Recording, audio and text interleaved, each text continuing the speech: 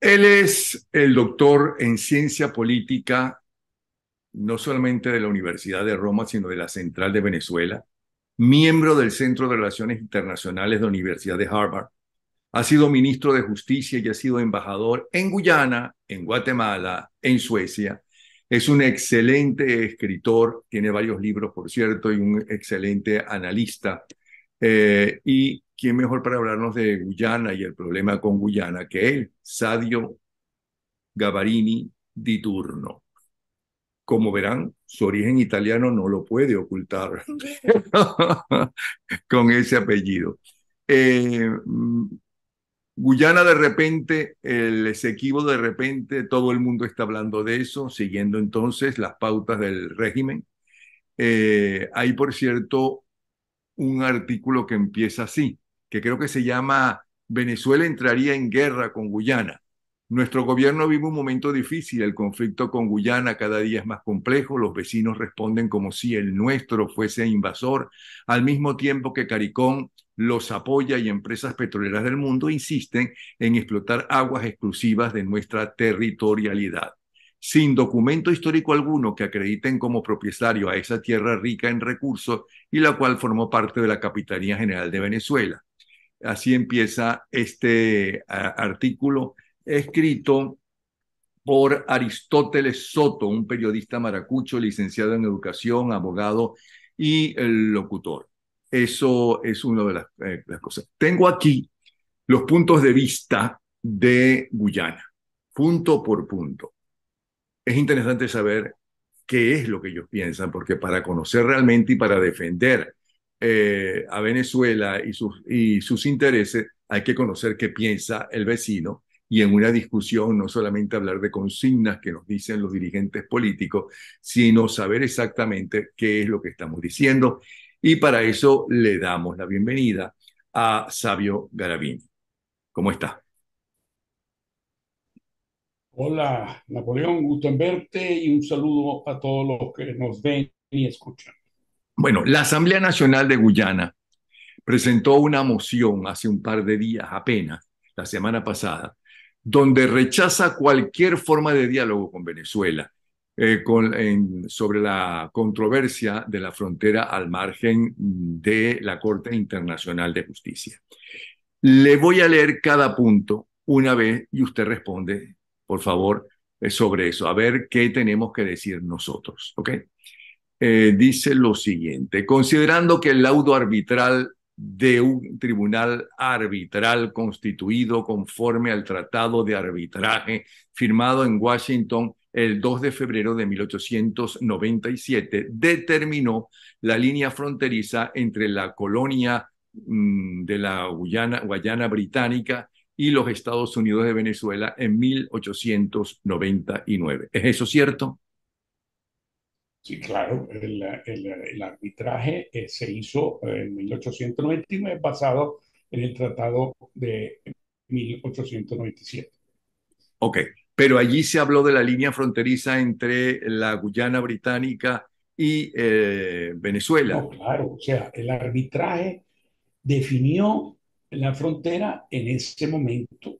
Ok, Lo que pasa es que ahí viene un cuento largo, o sea, lógicamente, ahora viene con ese cuento. exacto, Ajá. cuento largo. Oye, pues si vamos Considerando, por partes, sí, sigue. segundo punto, considerando que por el Tratado de 1897 el Reino Unido y Venezuela acordaron que los resultados del arbitraje serían una solución completa, perfecta y definitiva de las cuestiones remitidas a los árbitros, y en 1905 firmaron el acuerdo con respecto al mapa del límite que trazó el límite y aceptó las coordenadas del mismo, ¿cierto?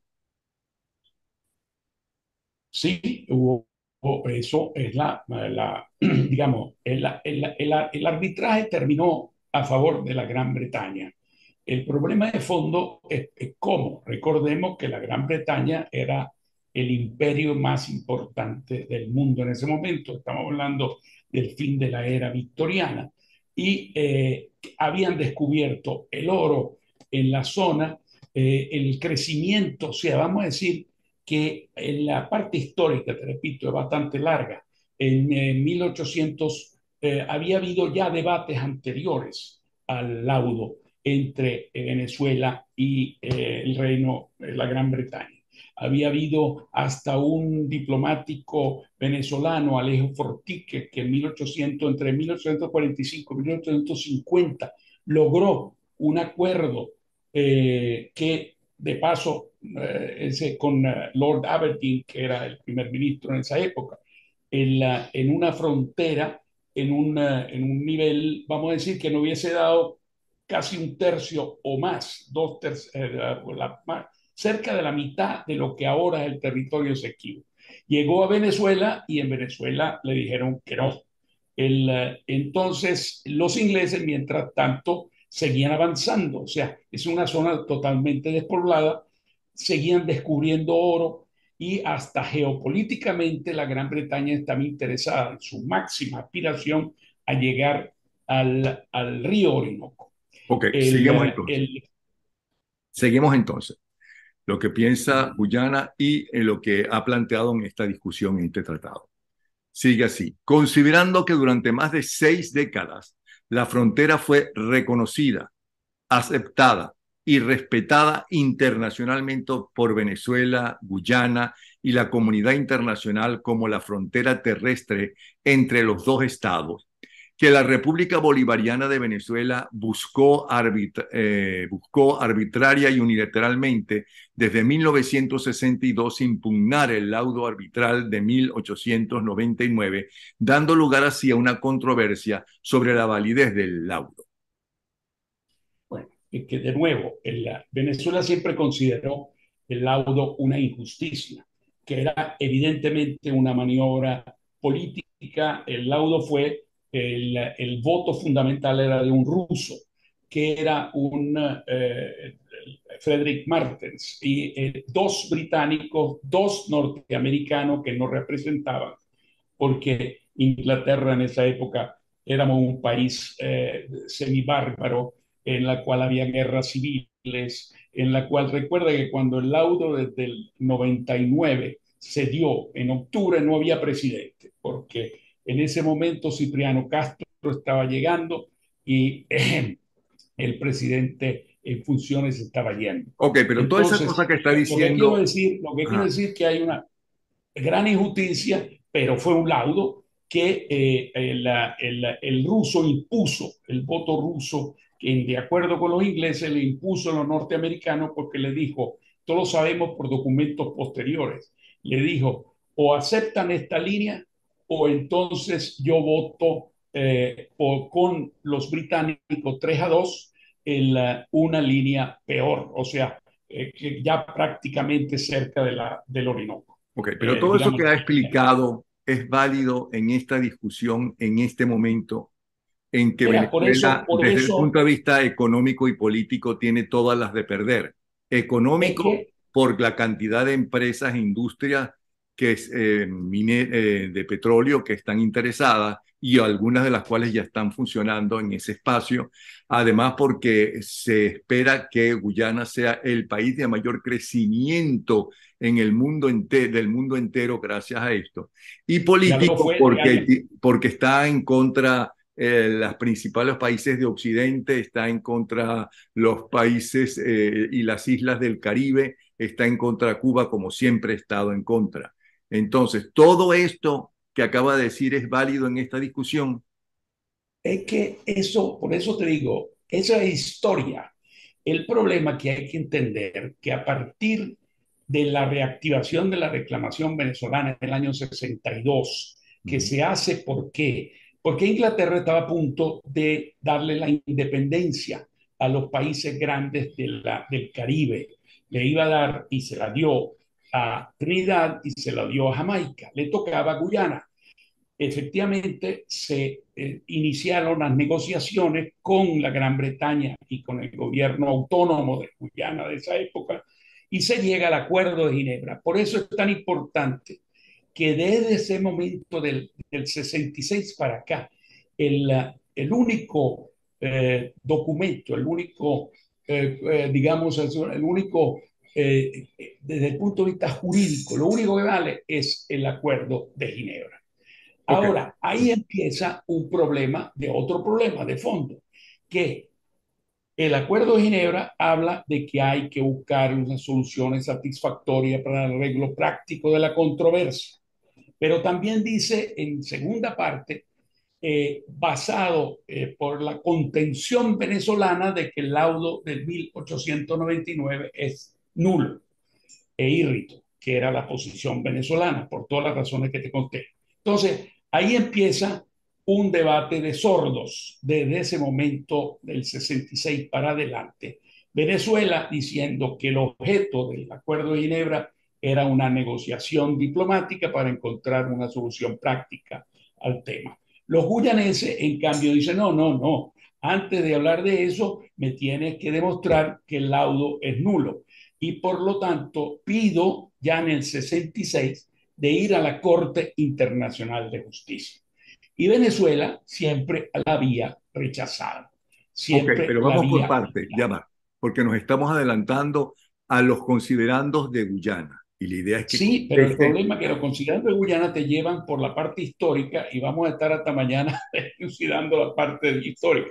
Así Bueno, que sigue adelante de todas maneras con los considerandos. considerando que la República Bolivariana de Venezuela buscó arbitraria y unilateralmente desde 1962 impugnar el laudo arbitral de 1899, dando lugar así a una controversia sobre la validez del laudo. Considerando que el Acuerdo de Ginebra de 1966, que fue celebrado entre las partes, esbozó los medios para resolver pacífica y legalmente esta controversia y en cumplimiento de sus términos, tanto la República Cooperativa de Guyana como la República Bolivariana de Venezuela acordaron y remitieron la elección de los medios de solución de la controversia al secretario general de las Naciones Unidas, considerando que el secretario general de las Naciones Unidas seleccionó por primera vez un proceso de buenos oficios en 1989 que se llevó a cabo hasta el 2016 con un proceso de mediación mejorado en el 2017, periodo durante el cual el gobierno de Venezuela nunca pudo probar su reclamo de nulidad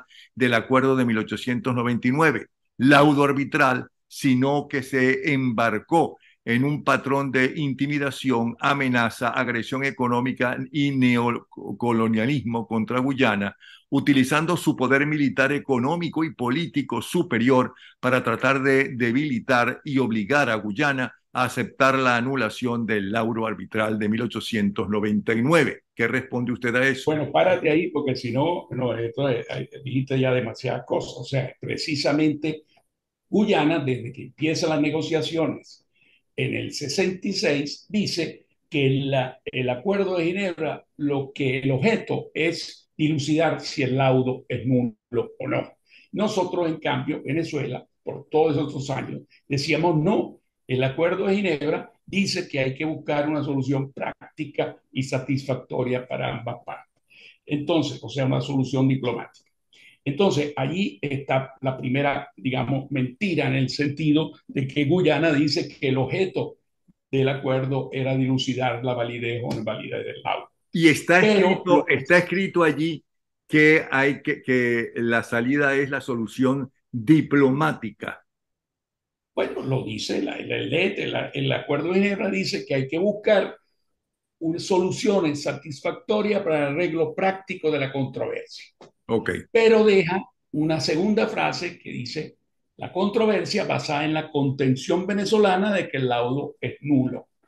Ahora, ¿por qué tenemos nosotros la razón desde el punto de vista eh, objetivo y jurídico, pero debatible? Ya te voy a decir. El tema del laudo había cerrado el caso, era una cosa juzgada desde el punto de vista del derecho internacional público. ¿Por qué Guyana aceptó firmar el Acuerdo de Ginebra?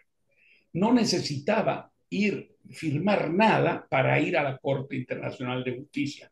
Cuando dos países tienen un laudo y uno dice que es nulo y el otro dice que es válido, se va a la Corte Internacional de Justicia a determinar la validez o invalidez de un laudo. Que un instrumento jurídico no puede definirlo las partes. Las partes no, y ahí está el gravísimo el error de Guyana, firmar el Acuerdo de Ginebra. Lo hicieron porque querían la independencia de Inglaterra. E Inglaterra los presionaba, diciendo, bueno, póngase de acuerdo entre ustedes allí, porque si no, yo no alargo el tema de la independencia. Burnham quería la independencia para tener el control político sobre Guyana. Y entonces firmó un acuerdo que el propio Cheddi Jagan, el otro presidente de Guyana, el otro gran líder de Guyana que viene después, le dijo en un libro en esos días y declaraciones que el laudo arbitral de 1899 era un caso cerrado para Venezuela, para Guyana y Venezuela, y que el error de Burnham fue haber firmado el Acuerdo de Ginebra que reabría el caso. Eso es verdad, pero ¿qué sucede?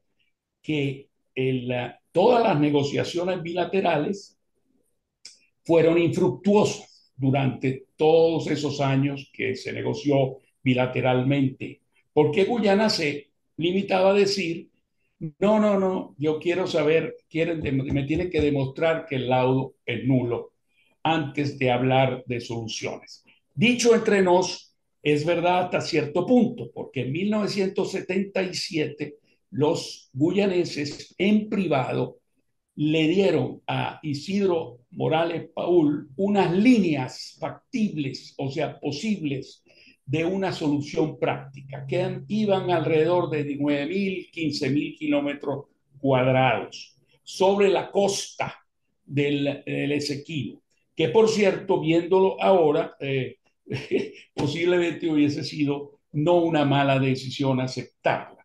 Ellos querían a cambio muchas cosas que después Chávez se las dio de gratis. O sea, le dio la factura petrolera, le compró el arroz a precios aumentados, etcétera. Entonces, ellos querían eso, ese tema se llevó al presidente de esa época y al canciller de esa época, Carlos Andrés Pérez, pero evidentemente ya se acercaban las elecciones. Sabemos que los asesores alrededor del presidente le fueron a decir, mire, presidente, no se meta en eso, lo van a llamar vendepatria. Pero claro, si estamos reclamando 159.000 kilómetros cuadrados, de los cuales son las 2/3 partes de la Guayana, de Guyana, evidentemente, si vienen con una solución de 9.000 kilómetros, te aseguro que le hubiesen caído encima muchos. ¿Entiendes por dónde ando? ¿No? Entonces, fue un problema político y se pospuso. Pero, ¿qué quiere decir eso? Que los guyaneses sí hubiesen aceptado algún tipo de solución práctica, solo que lógicamente solución práctica no es devolverte los 2/3 partes del territorio que ellos consideran de ellos. Y ahí está el grave punto para Venezuela, que nunca lo que Guyana podía ofrecernos bilateralmente, y ahí está el error grave que se siguió haciendo, y ya te voy a decir, que bilateralmente no hay forma de que lo que pueda ofrecerte Guyana lo pueda aceptar Venezuela a nivel bilateral. ¿Por qué? Porque siempre sería una rectificación marginal respecto a nuestra reclamación total. Pero Pero bueno, por pero otro lado, no regresemos. hay forma de que Guyana pierda las 2/3 partes de su territorio porque se queda prácticamente sin nada y sin la riqueza económica que tiene toda esa parte. Pues claro, por eso que las 2/3 partes te aseguro que no sería una solución práctica para Guyana. Ok, Ahora, entonces, sigo leyendo porque lo interesante es que le está contestando directamente a lo que dice el gobierno de Guyana y lo dijo hace un par de días atrás y lo escribió. sí, pero Considerando que el tú gobierno de la tocaste, no, tú tocaste los buenos oficios, que es importante que se mencione. Tú mencionaste muchas cosas. ¿Qué sucedió en 1989? Se decidió seguir con las negociaciones bilaterales, pero asistida por un buen oficiante que nombraba el secretario real de las Naciones Unidas. Ahora, por 20 y pico años, 26, 27 años, eso fue una forma de ir adelante en las negociaciones, pero con una especie de dilación indefinida, de acuerdo a las partes. Las partes, en el fondo, ahí está el problema, quizá querían postergar el tema, que había otros problemas, pero eso ya entramos en otras. Pero ¿qué sucedió en el 2013? Y ahí viene el hecho importante. A partir del 2010 empiezan las exploraciones petroleras en Guyana, frente en el área, en las áreas marinas y submarinas. Se descubre petróleo. Empiezan, y ahí está el problema, Guyana da unas concesiones arbitrariamente, dando, vamos a decir, unas grandes concesiones, marcando líneas arbitrarias que no solo implican la proyección marítima del Esequibo, sino hasta la proyección marítima del delta Amacuro, del estado delta Amacuro. No cercena en ese caso no está cercenando la plataforma continental y la zona económica exclusiva de Venezuela, sin contar el Esequibo. Y allí se dan esas concesiones y allí hay un incidente de Con que eso está uno de los... violando Guyana los acuerdos. Bueno, el acuerdo era, estamos negociando, por lo tanto, el problema es que lo que está es arbitrariamente delimitando algo que no está delimitado. O sea, se mete y traza unas líneas y dice, bueno, hasta aquí pueden ir las concesiones. Entonces, ahí, pero también sucede lo siguiente, que un barco de la Marina venezolana atrapa un barco de exploración sísmica, que es un barco que cuesta mucho dinero, de una compañía Anadarko norteamericana, la lleva Margarita. Bueno, ahí, imagínate, se pierden muchos reales, Anadarko se retira, y Guyana, y ahí está el momento del gran cambio. Guyana dice, bueno, señores, ya llevamos 28 años, 25, del 89 al 2013, 25, 26 años. En los buenos oficios, o sea, negociando bilateralmente, no hemos llegado a nada, y dice, le voy a pedir al secretario general de las Naciones Unidas que Guyana quiere ir a la Corte Internacional de Justicia para definir de una vez por todas esta situación. Y ahí está el gravísimo error de este gobierno, que cuando Guyana dice eso y va al secretario general que tiene la atribución en el Acuerdo de Ginebra de seleccionar el medio de solución pacífica de la controversia para resolver el problema, desde el 2013 hasta el 2017 se la pasó viendo a Naciones Unidas, los cancilleres de la época, Delcy, Jagua, el propio Maduro antes, van, en ese momento ya no era canciller, era presidente del 13, van a negociar y van a casa del secretario general y le dicen, no, nosotros queremos seguir con los buenos oficios, nosotros creemos que es la única manera de negociar bilateralmente con el buen oficiante, etcétera. Entonces, métete en los pantalones del secretario general y oyes a uno que dice, son 26 años que esto no funciona, quiero terminar este asunto, tenemos problemas serios con la delimitación de áreas marinas y submarinas, no estamos de acuerdo, tenemos que definir de una vez esto. Y llega el otro y le dice, no, nosotros queremos seguir con los buenos oficios. Entonces, ¿a quién crees tú que le dio la razón? En cambio, ¿qué deberíamos haber hecho? Deberíamos haber ido al secretario general y decirle, bueno, es verdad, los buenos oficios no han funcionado, vamos a mediación, vamos a conciliación, vamos a... Hay diferentes medios que están en el artículo 33, hasta el arbitraje, otra vez, pero arbitraje exequo et bono, o sea, de amables componedores de los que resuelven el problema desde un punto de vista diplomático, de do ut des, y no la corte que va a decidir si es válido o inválido, desde el punto de vista estrictamente jurídico, blanco-negro. Ahora pregunto, Entonces, antes que se nos acabe el ese tiempo. error Ajá. es gravísimo.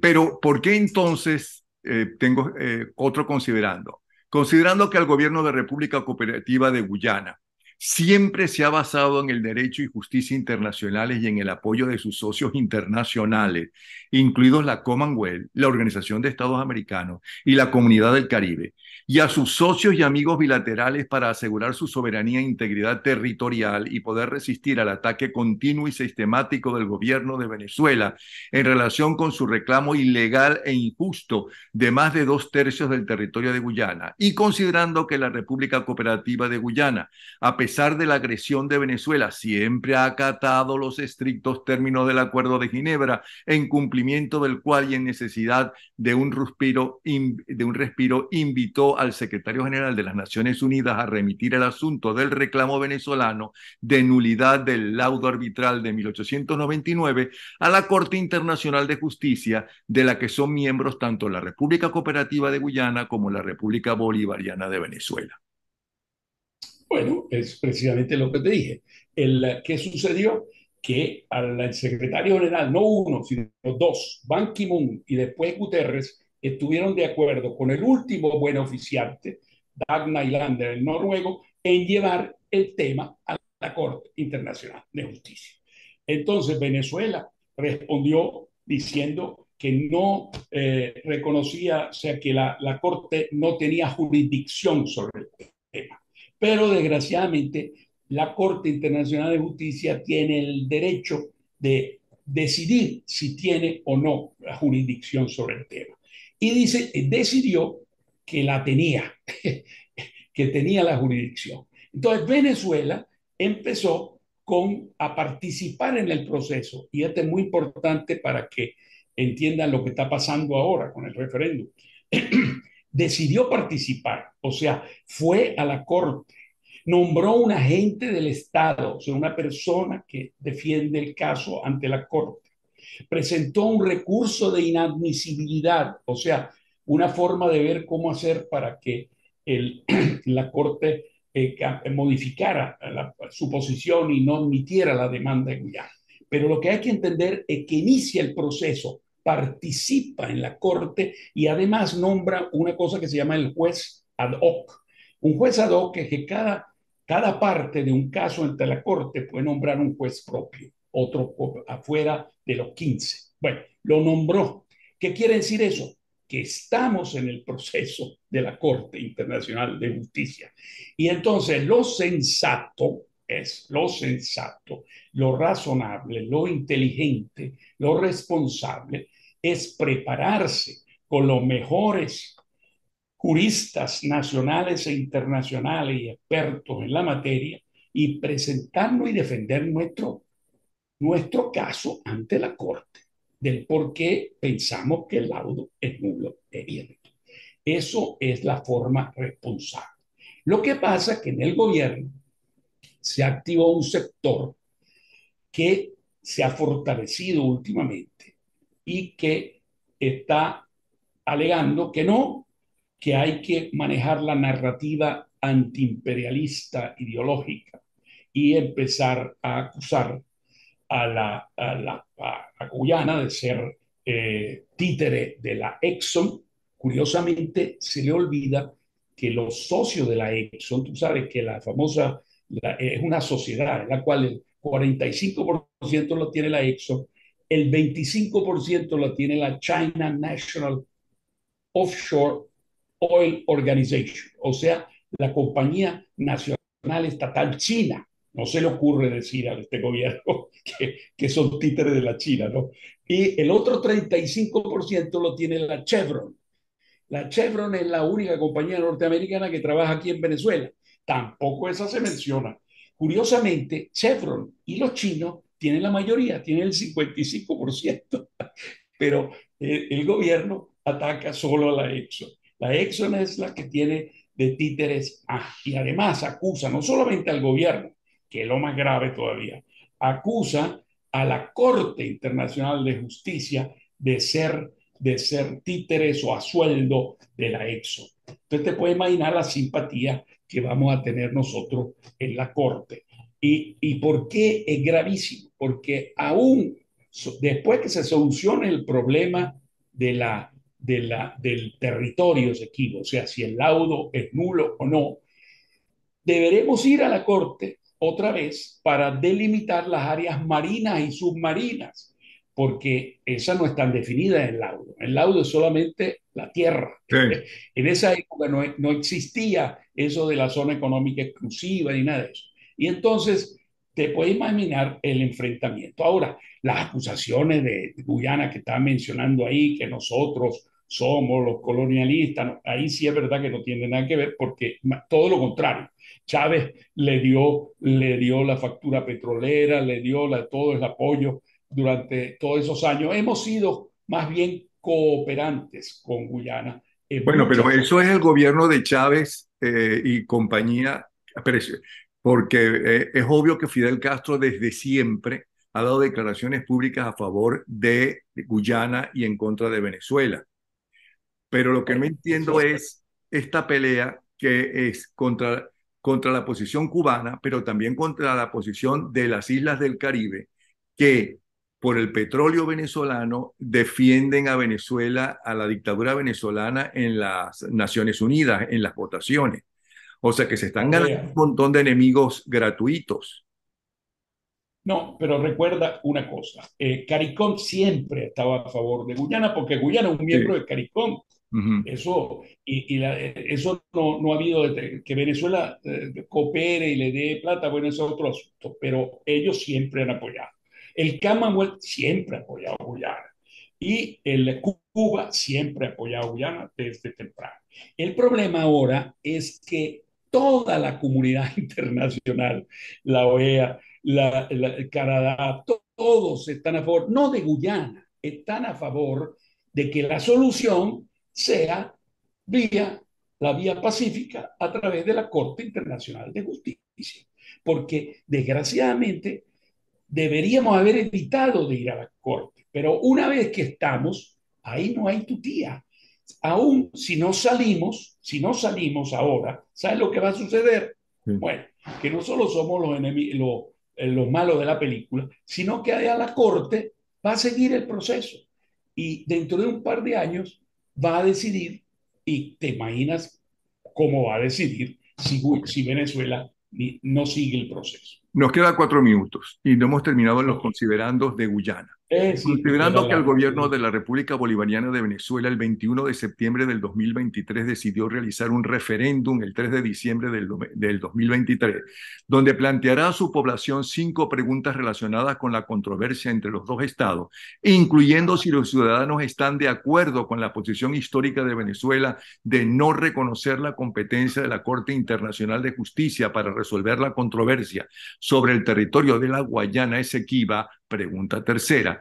Y en un desprecio más flagrante por el derecho internacional, la pregunta 5 se refiere a la anexión del territorio otorgado a Guyana, entonces Guayana Británica, por el laudo arbitral de 1899, junto con, entre otras cosas, la concesión de ciudadanía venezolana y tarjetas de identificación a ciudadanos guyaneses en esa región. El gobierno y el pueblo de la República Cooperativa de Guyana consideran que este supuesto referéndum desprecia el proceso legal vigente ante la Corte Internacional de Venezuela, ante la Corte Internacional y resuelve una serie de cosas en Asamblea Nacional. ¿Qué se puede decir de todo esto?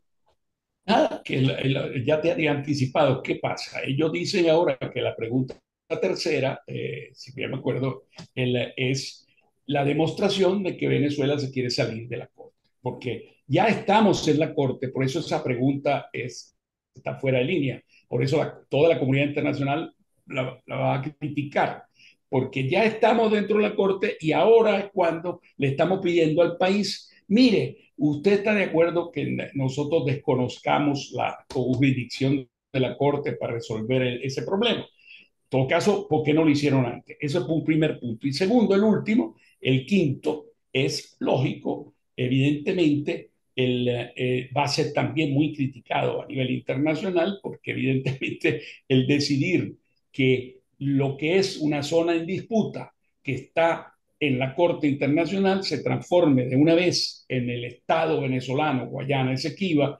entonces evidentemente estás haciendo una acción, digamos, fuera de la normalidad internacional, porque además es por dos cosas. Es irreal que le va a dar la ciudadanía y los servicios a los esequibanos que están en la economía que de mayor crecimiento al mundo y que más bien hay 35.000 venezolanos que se han ido a Guyana en estos últimos 3 años, con todas las dificultades de ir por a Guyana. ¿Y por qué? Porque son entre los 7,5 millones de venezolanos que se han ido por el desastre interno. Sí. Bueno, eso Ahora, de pensar que los esequibanos van para el otro lado es una tontería. dos preguntas Pero, finales porque nos queda un minuto. ¿Hay posibilidad de guerra con Guyana o es un absurdo que a que alguna gente lo está planteando y el propio régimen se lo está diciendo a sus seguidores? Y segundo, ¿tiene entonces la gran ventaja en este momento Guyana sobre Venezuela en esta disputa del Esequibo? Son dos preguntas finales. bueno, el asunto de la guerra, eso dependerá de las decisiones. Yo no creo que cometan ese error porque terminarían muy probablemente como terminó el gobierno argentino después de las De Malvinas. las Malvinas. Porque el problema no es que va a ser con Guyana, el problema va a ser con toda la comunidad internacional, que va a ver el chiquito, débil país afroasiático, además, que lo enfrenta un régimen como este, sería una Y en reacción cuanto, internacional okay, muy y en débil. Y el cuanto a las otro, posibilidades, ¿qué país tiene más posibilidades de ganar en este encuentro? bueno, ahora estamos, desgraciadamente, por los errores cometidos anteriormente, en el peor escenario posible, que es la definición por la vía jurídica en la Corte Internacional de Justicia, pero hay bases, hay alegatos que podemos presentar y diría yo conozco a uno de los juristas más expertos en la materia que me dice que creo que él piensa que tenemos un 50-50 chance, 50-50 en la corte de ganar o perder. Gracias, Sadio Gavarini, di turno. Garabini, ponle la R primero. Gavarini, Sabio Gavarini di turno, doctor en Oh, Ciencias Garabini. Políticas en la Universidad de Roma, summa cum laude, y en la Universidad Central de Venezuela, miembro del Centro de Relaciones Internacionales de la Universidad de Harvard, quien fue ministro de Justicia y fue embajador en Guyana, en Guatemala, en Suecia. Ahí tienen ustedes cómo seguirlo. Muchísimas gracias, de verdad que bien interesante. Un abrazo. Saludos a todos.